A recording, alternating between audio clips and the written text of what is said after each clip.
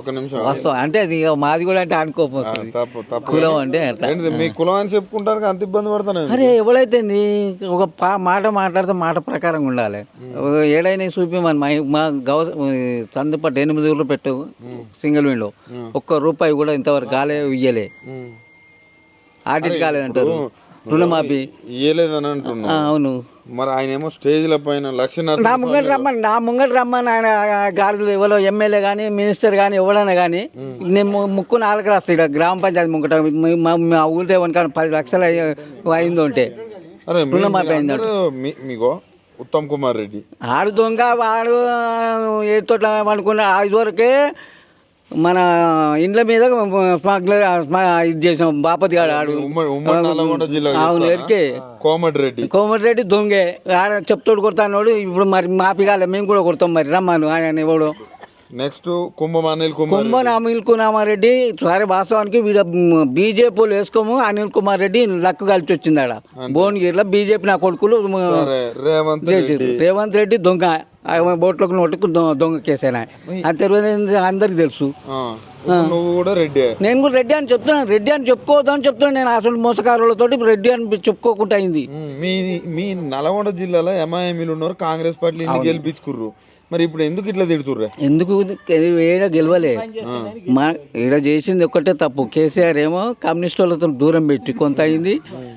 నల్గొండ మొత్తం బీజేపీ నా కొడుకులు మొత్తం కాంగ్రెస్ కేసారు.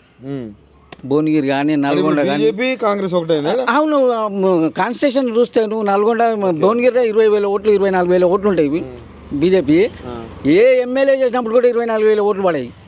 ఇదివరకు దాకా టీడీపీ పడేది, మొన్న దాకా టీఆర్ఎస్ పడ్డాయి. కాదంటే ఇప్పుడు మొత్తం పోయినాయి. అయితే ఇప్పుడు 14 నెలల పాలన ఎట్లున్నది? వేస్ట్. కాంగ్రెస్ అంటేనే వేస్ట్, విరక్తి వచ్చింది ప్రతి ఒక్క పబ్లిక్ వచ్చింది. 14 నెలలకే వస్తుంది. ఎందుకంటే చేసేది ఒకటి, అనేది ఒకటి. ఆయన స్టేజ్ల మీద ఏమంటున్నా అంటే 100% రుణమాఫీలు చేసిన, 100% రైతు భరోసాలు ఇస్తున్నాం, 100% ఇందిరా మిల్లులు ఇస్తున్నాం, రేషన్ కార్డులు ఇస్తున్నాం అంటారు. ఆయన అంతా చెప్తున్నాడు, మీరు అబద్ధాలు ఆడుతున్నారు. ఆయన ఇక్కడేను రుణమాఫీ కాలేదు అని చెప్తున్నా కానీ నేను కూడా ఇప్పుడు మన 8 ఊళ్ళు సర్వే అయినారు. మన కోఆపరేటివ్ బ్యాంక్ చంతపట్ల దాంట్లో పోయి బయట మొత్తం తీసుకోవచ్చు, ఎవరైనా తీసుకోండి. అదే నేను కూడా ఆయన దొంగ అని చెప్తున్నా ఉంటే ఇంకేం దొంగతో అదొకటి. ఇక్కడ ఆర్టీసీ ప్రయాణం అండు, ఆర్టీసీకి నెల అమౌంట్ కడతలేడు. ఫ్రీ బస్ ఊర్లో ఎవరు తిరుగుతాడు? అరే ఊర్లోకి వెళ్ళి ఒక్క పబ్లిక్ కూడా పనిష్మెంట్ కింద పోరు కదా. ముత్తకు పోయి తిరిగి వస్తే వానికి ₹100 ఖర్చు అయితే అని పోతారు ఊర్లోకి వెళ్ళి. సిటీలో ఉన్న వాళ్ళకు వాళ్ళకు బెనిఫిట్ అంతే. అదొకటి. కరెంట్ డిపార్ట్మెంట్ ఉంది, నెల సబ్సిడీ. ఇప్పుడు కార్పొరేషన్ దానికి అప్పైతే కట్టాలి కదా, అప్పైతే తరచు మోబడి అవుతుంది. మేము 200 కట్టుకుంటాం. ఎవరు అడగలేదు. అవి వస్తలేవు, తులంబంగా లేదు, స్కూటీ లేదు, అన్నీ లేవు.